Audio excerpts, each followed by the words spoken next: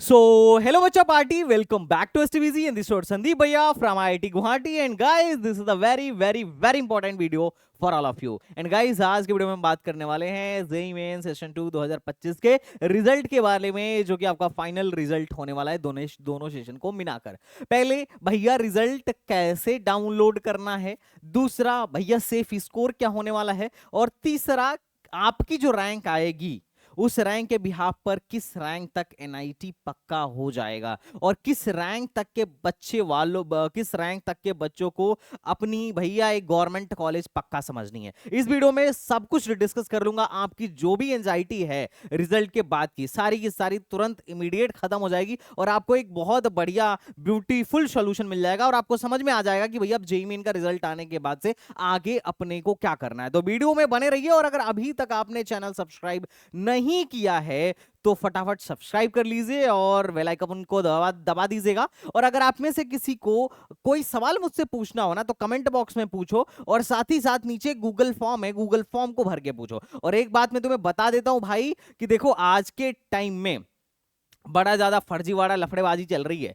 बहुत सारे ऐसे यूट्यूबर हैं देखो जो थोड़े से न्यू हैं, उनका रिसर्च खासकर उतना अच्छा नहीं रहता है, हालांकि वो मेहनत कर रहे हैं। और जो थोड़े से बड़े हैं जो बहुत पहले से कंटेंट क्रिएट कर रहे हैं, बच्चों को गाइड कर रहे हैं, वो आज के टाइम में ज्यादातर कंटेंट बनाने के बजाय, बच्चों को गाइड करने के बजाय हर वीडियो में ये प्राइवेट कॉलेजों का प्रमोशन करते रहते हैं, जबकि इस बात का ध्यान नहीं देते हैं कि इसका इंपैक्ट एक बच्चे पर क्या पड़ेगा। मैं नहीं कह रहा, देखो यार तुम्हारा अपना मसला है, लेकिन हमारा मेन फोकस होना चाहिए कि बच्चों का भला हो सके। बट एनीवेज, एसटीबीसी ऐसी चैनल है जहां पर मैं सिर्फ तुम पर फोकस करता हूं कि तुम्हारा भविष्य किस तरीके से ब्राइट हो सकता है, और मैं सिर्फ और सिर्फ तुम पे गाइड करने पर फोकस करता हूं। यही रीजन है कि मैं किसी प्राइवेट कॉलेजों के हाथे बिकता नहीं हूं और सिर्फ काम पर फोकस करता हूं। एनीवेज गाइस, देखो सबसे पहले जैसे ही आप अपना रिजल्ट डाउनलोड करो तो आपको रिजल्ट में क्या देखना है, और क्या देखने के बाद आपको यही समझ लेना है कि भैया मैं सिक्योर हूं, और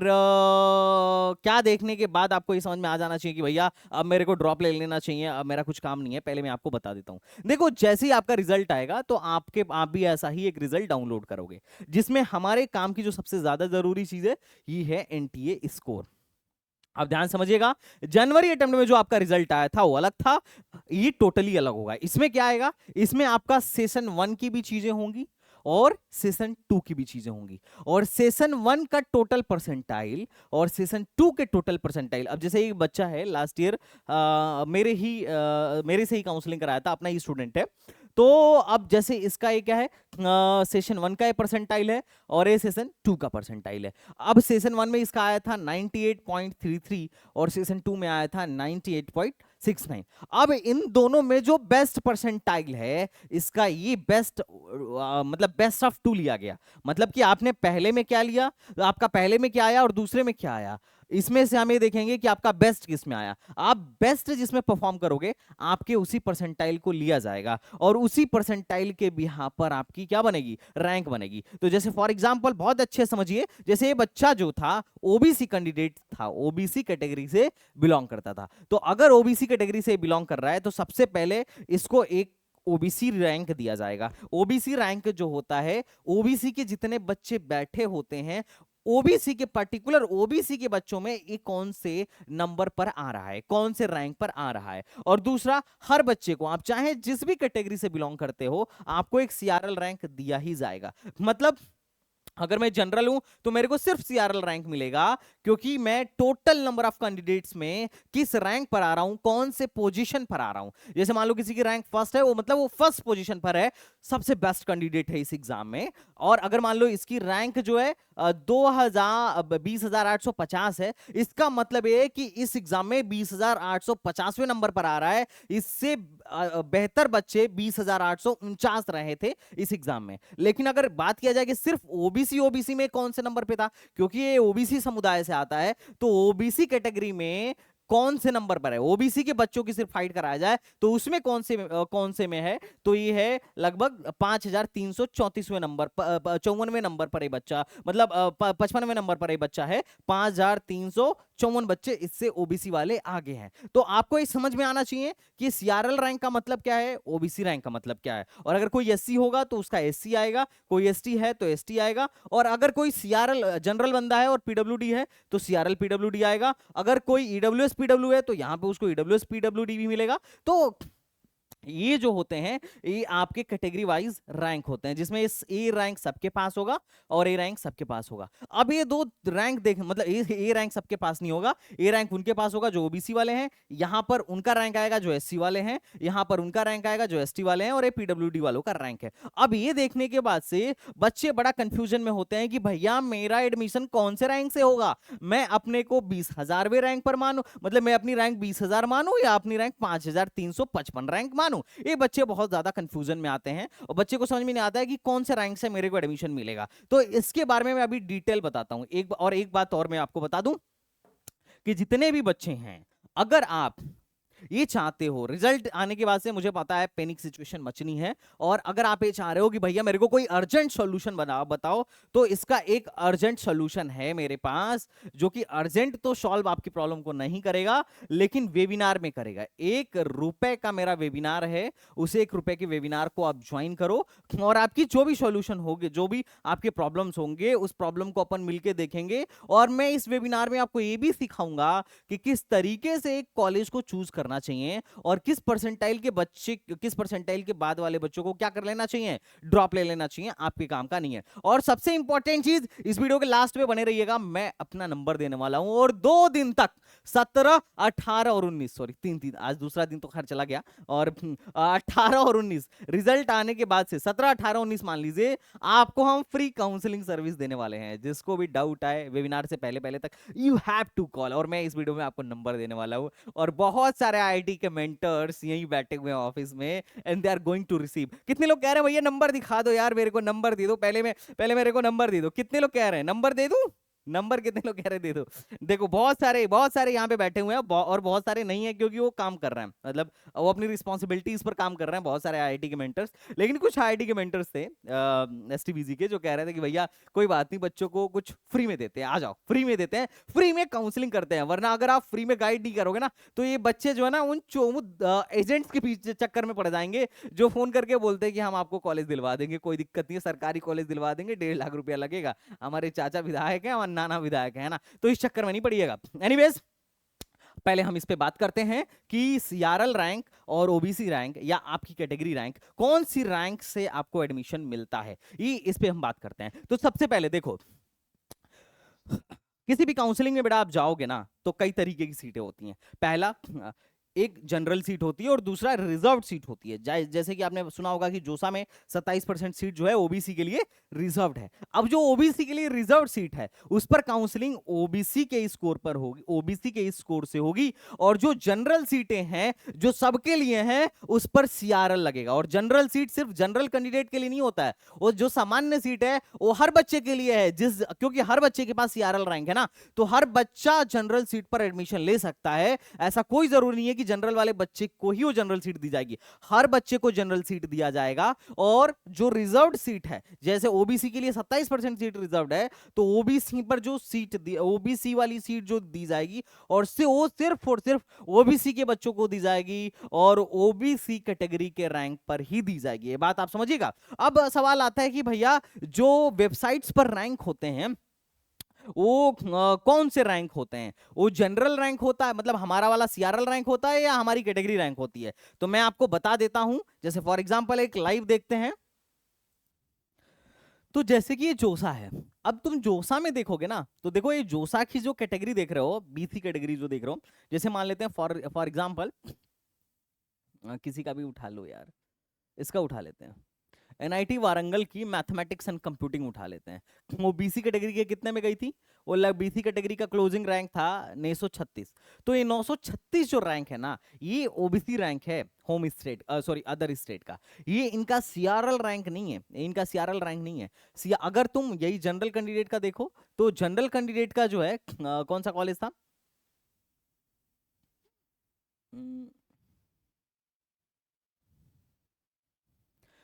एनआईटी वारंगल ही था ना, एक मिनट देख लो। देखो ये कंप्यूटर साइंस मैं ओबीसी कैंडिडेट का दिखा रहा हूं। अब एनआईटी वारंगल की कंप्यूटर साइंस ओबीसी कैंडिडेट के लिए बंद हुई थी 609 रैंक पे, 609 रैंक पर बंद हुई थी। अब अगर तुम यही ओपन में देखोगे तो ओपन में वही वारंगल का कंप्यूटर साइंस 1899 रैंक तक गई थी। तो ये जो ओपन कैटेगरी में देख रहे हो, ये ओपन कैंडिडेट के बच्चे का सीआरएल रैंक था। लेकिन जो तुम ओबीसी में देख रहे थे ना, अभी जो तुम ओबीसी में देख रहे थे, तो ओबीसी में ओबीसी कैटेगरी का रैंक था। तो जोसा में जो आपको रैंक देखने को मिलेगी वो कैटेगरी की कैटेगरी रैंक देखने को मिलेगी। मतलब ये लोग जो रैंक निकालते हैं, एडमिशन कैसे होता है वो मैं तुम्हें बता दिया। कैटेगरी रैंक पर एडमिशन कैटेगरी से होता है, और ओपन रैंक पर एडमिशन मतलब ओपन सीट पर एडमिशन सीआरएल रैंक से होता है।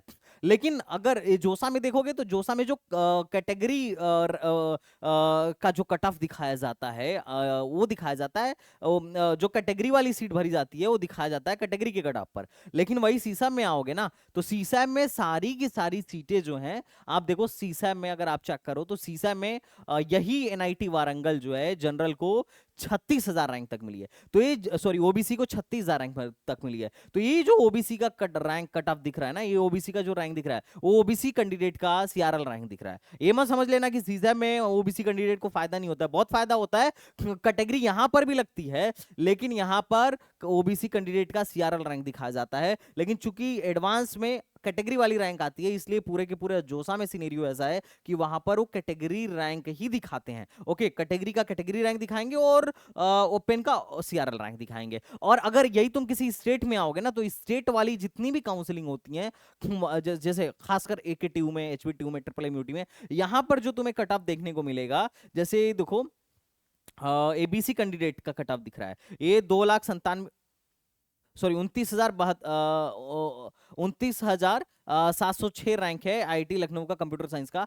तो ये जो बीसी कैटेगरी का जो ये तुम कट ऑफ देख रहे हो ना, ये बीसी कैटेगरी का बीसी रैंक नहीं है, ओबीसी रैंक नहीं है, कैटेगरी रैंक नहीं है, ये इसका सीआरएल रैंक है। तो एके2 में जो भी कट ऑफ दिखेगा, चाहे जनरल का दिखे या किसी कैटेगरी वाले का दिखे, वो दिखेगा सीआरएल में। लेकिन जोसा में जो तुम कट ऑफ देखना, वो देखना कैटेगरी रैंक के हिसाब से। और जब सीसैब में वही कट ऑफ देखोगे तो ये देखना है आपको सीआरएल रैंक के हिसाब से। तो अलग अलग काउंसलिंग में अलग अलग कट ऑफ लोग क्या करते हैं, निकालते हैं, अलग अलग कट ऑफ दिखाते हैं। ये इनकी चॉइस है, वो जैसा चाहे वैसे दिखाएंगे, आपको देखने आना चाहिए। तो इस चीज को लेकर बच्चे बड़ा कंफ्यूज रहते हैं। तो पहली तो ये समस्या है।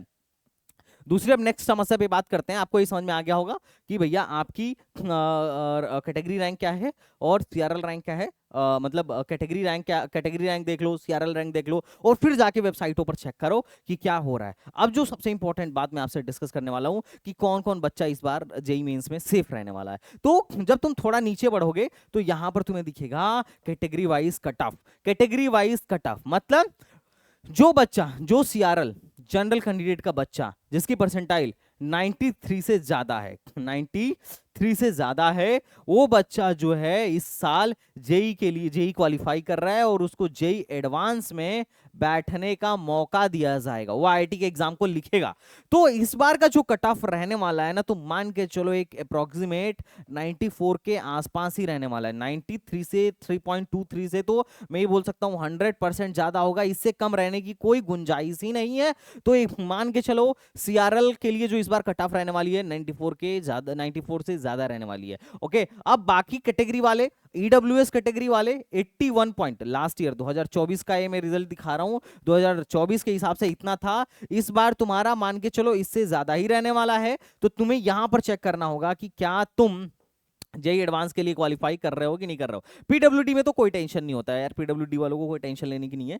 ये तो पेपर खाली छोड़ के भी आओगे तो भी तुम एग्जाम के लिए कट ऑफ क्लियर करोगे ही करोगे, एडवांस लिखने का मौका तुम्हें मिलेगा ही मिलेगा। और कभी ऐसा भी हुआ कि अगर तुम एडवांस नहीं भी क्लियर कर पा रहे हो, थोड़ा बहुत मेहनत करके गए हो, तो एक प्रिपरेटरी रैंक मिल जाती है, और प्रिपरेटरी रैंक के थ्रू तुम्हारा एडमिशन थोड़ा सा और ज्यादा आसान हो जाएगा बेटा, है ना। ये तुम पे डिपेंड करता है भाई। ओके, अब थोड़ा और आगे बढ़ते हैं। अब जब तुम थोड़ा नीचे जाओगे ना, तो यहां पे सबसे इंपॉर्टेंट चीज लिखी होती है जो तुम्हें समझना है, रिमार्क। रिमार्क कि either you are eligible for JEE advance और not. This is the important point, either you are eligible for JEE advance की नॉट। तो देखो ये बच्चे, इस बच्चे की अच्छी परसेंटाइल थी, तो इसमें लिखा हुआ था कि candidate eligible for JEE advance and may register for JEE advance this this this this this, और इसकी जो काउंसलिंग होगी जोसा और सीसैप के थ्रू होगी। तो पहली बात, किस सेफ स्कोर क्या होगा मैं तुम्हें बता चुका हूं। किस रैंक तक एनआईटी मिलेगी तो देखो इस पर रिजल्ट आते ही मैं एक डिटेल वीडियो बनाऊंगा, और किस रैंक तक गवर्नमेंट कॉलेज मिलेगा इसके लिए तुम्हें आना पड़ेगा 1 रुपए के वेबिनार में। और अब बात करते हैं नंबर की। भैया नंबर दे दो अगर तुम्हें ये सब जानना हो। टेलीफोनिक कॉल पर हमें कॉल करके अगर हमसे कांटेक्ट करना चाह रहे हो तो तुम यहाँ पर एक कुछ अभी अर्जेंट हेल्पलाइन के लिए हम लोगों ने कुछ 2-4 अपने मेंटर्स के नंबर दे दिए हैं, और ऑफिस का भी मैंने नंबर यहाँ पर मेंशन कर दिया, क्योंकि मेंटर को सब लोग कॉल करेंगे धकाधक, तो ऐसा हो सकता है कि ये लोग बिजी हो, तो तुम यहाँ कॉल करके भी पूछ सकते हो, और एग्जैक्ट जानना हो तो इनसे पूछो, और अगर सबसे ज्यादा सबसे सटीक जानना हो तो इन भाई साहब से पूछो, ठीक है। लेकिन ध्यान रखना ये जरूरी नहीं है कि मैं हमेशा अवेलेबल रहूंगा। मैं पहले बता देता हूं, मैं इस बात की कोई गारंटी नहीं दे रहा, लेकिन जब भी फ्री रहा मैं कॉल रिसीव करूंगा। अगले 3 दिन तक तुम्हें फ्री गाइडेंस मिलेगी। अदरवाइज अगर नहीं फ्री रहा तो वेबिनार में तो तुम्हें मिल ही जाऊंगा। 1 रुपए का वेबिनार है, तुम ज्वाइन करो और इन नंबर्स पे तुम कॉल करो और पूछो जो भी अपने डाउट्स हो। सारे के सारे अच्छे मेंटर हैं, इसके अलावा और भी मेंटर हैं जो और भी ज्यादा अच्छे हैं, बट ऐसा था कि they are busy, like already बहुत सारे पेरेंट्स, मतलब 800-900 पेरेंट्स ऑलरेडी बुक कर चुके हैं और उनसे वो मीटिंग ले रहे हैं। तो these guys are busy right now, but फिर भी जो लोग खाली थे या जो लोग ऐसे थे कि नहीं भैया ठीक है आप फ्री के लिए रखो, हम थोड़ा सा बात करना चाह रहे हैं बच्चों से, तो हमने उनका नंबर दे दिया। तो anyway guys, talk with mentor से हमारी तरफ से आपके लिए फ्री है। अगले 3 दिनों के लिए जो भी डाउट हो पूछिए, जो भी समस्या हो अपनी समस्याओं का समाधान कराइए, और इस वीडियो को फटाफट सबसे शेयर कर दो। जैसे ही रिजल्ट आएगा संदीप भैया लाइव आएंगे और बताएंगे और करेंगे तुम्हारे सारे समस्याओं का समाधान। तो चलो बच्चा पार्टी, मिलते हैं नेक्स्ट वीडियो में, तब तक के लिए बाय बाय, टाटा एंड जय Hind, thank you so much. और एक बात और, बच्चे कह रहे थे भैया रिजल्ट कब आएगा, ये तो तुमने बताया ही नहीं। तो ये सबसे इंपॉर्टेंट बात है यार, रिजल्ट कब आएगा, रिजल्ट कब आएगा। अब मैं तुम्हें क्या बताऊं, अब मैं इस पर क्या बोलूं तुम्हें। ये देखो अभी तक इन लोगों ने प्रोविजनल आंसर की से आगे की बात ही नहीं करी है। सबसे इंपॉर्टेंट चीज ये है कि प्रोविजनल आंसर की के बाद से इनको क्या करना पड़ेगा, अभी फाइनल आंसर की अपलोड करनी पड़ेगी, क्योंकि बिना फाइनल आंसर की के रिजल्ट कैसे निकालेंगे। लेकिन देखो एनटीए का कोई भरोसा नहीं है भाई, है ना। एनटीए का कोई भरोसा नहीं है, एनटीए वाले कुछ भी कर सकते हैं। अब मत पूछो ठीक है। अब हुआ क्या था इनके, तुम्हें तो सारी कहानी पता ही है। बहुत सारे लोग प्रोटेस्ट कर रहे हैं और बहुत सारे लोग एनटीए के अगेंस्ट भी हैं, क्योंकि उन लोगों ने क्या कबाड़ा किया था अपने आंसर शीट में, तुम सारी कहानी जानते हो। तो अब उसमें इनको लग रहा होगा टाइम, 17 तारीख को डेट था कि भाई 17 तारीख को रिजल्ट अपना आना है, और उसी के हिसाब से हम लोगों ने वेबिनार शेड्यूल किया था। पर इन्होंने भाई अपने रिस्पॉन्स शीट में, अपने आंसर की में क्या ज्ञान दिया था ये तो तुम ऑलरेडी जानते हो। अब उस ज्ञान के चक्कर में समस्या क्या है कि अब तक इन्होंने क्या नहीं दिया, फाइनल आंसर की नहीं दिया। फाइनल आंसर की हर साल ऐसा होता है कि एटलीस्ट 2 डेज पहले ये लोग क्या करते हैं, 2 डेज पहले एटलीस्ट अपना फाइनल आंसर की देते हैं, और उसके बाद ये लोग रिजल्ट आउट करते हैं। क्योंकि देखो जो फाइनल आंसर की होती है, फाइनल आंसर की होती है उसी के हिसाब से आपके मार्क्स कैलकुलेट किए जाते हैं। और अगर मार्क्स, अब देखो प्रोविजनल आंसर की के हिसाब से तो मार्क्स कैलकुलेट होता नहीं है। अगर प्रोविजनल आंसर की के हिसाब से मार्क्स कैलकुलेट हो जाए तो आधे लोग डूब मरेंगे, है ना। तो उसके हिसाब से मार्क्स कैलकुलेट होता है, और आपके मार्क्स के हिसाब से परसेंटाइल कैलकुलेट होता है, और परसेंटाइल के हिसाब से फिर आपका बेस्ट परसेंटाइल देख के रैंक कैलकुलेट किया जाता है। अब तुम सोचो, अब इन्होंने फाइनल आंसर की निकाला नहीं और डायरेक्ट रिजल्ट निकाल देंगे, डायरेक्ट रिजल्ट निकाल देंगे तो हो जाएगा लफड़ा, क्योंकि फिर यार ट्रांसपेरेंसी रही कहां, है ना। पारदर्शिता एग्जाम में होनी जरूरी है। क्या पता कोई बच्चा कह दे तो प्रोविजनल आंसर की से हमारा रिजल्ट निकाल दिए, फिर तो रिजल्ट ही रुक जाएगा, है ना। लेकिन एनटीए का कुछ नहीं बोल सकते भाई, कभी भी दिमाग घूम सकता है। नीट वाला तुम्हें याद ही होगा, टाइम से पहले भी ये रिजल्ट दे देते हैं, है ना। तो ये कभी भी कुछ भी कर सकते हैं। तो वैसे नियम के हिसाब से इन सारी चीजों को इनको फॉलो करना चाहिए, क्योंकि फाइनल आंसर की में इस बात से इंश्योर होना होगा कि इन लोगों ने कहीं कुछ गड़बड़ी तो नहीं की है फाइनल आंसर की में। क्योंकि देखो जो फाइनल आंसर की है सब कुछ उसी से चेक होने वाला है। तुम्हारा मार्क्स तुम्हारे फाइनल आंसर की से ही मैच करके वो लोग मार्क्स देंगे तुम्हें, और उसी के बिहाफ पे ही तुम्हारा रैंक निकलेगा। तो ये बात मैं तुम्हें क्लियर एंड कट बोल रहा हूं कि फाइनल आंसर की को एक बार चेक कर लेना। जितने भी बच्चे बोल रहे थे कि भैया हमारी रिस्पॉन्स शीट में गड़बड़ी है, वरना भाई तुम सोए रह गए तो एनटीए वाले तो फिर बाजी मार लेंगे। एनीवेज, तो वैसे तो आना आज था, लेकिन आई डोंट नो आज आएगा कि नहीं आएगा। अगर आज आंसर की दे देते हैं फाइनल आंसर की, तो हो सकता है 1-2 दिन में रिजल्ट भी दे दे। लेकिन अभी इस पे श्योरिटी के साथ अभी कुछ बोल नहीं सकते, लेकिन तुम्हारा रिजल्ट कभी भी आ सकता है। 18 से 20 कभी भी आ सकता है। और जैसे ही आएगा, तुम्हारे संदीप भैया तो है ही बताने के लिए कि क्या होने वाला है आगे। टेंशन मतलब, बने रहो एसटीबीजी के साथ। तो चलो बच्चा पार्टी, मिलते हैं नेक्स्ट वीडियो में। तब तक के लिए बाय बाय, टाटा एंड जय Hind. Thank you so much.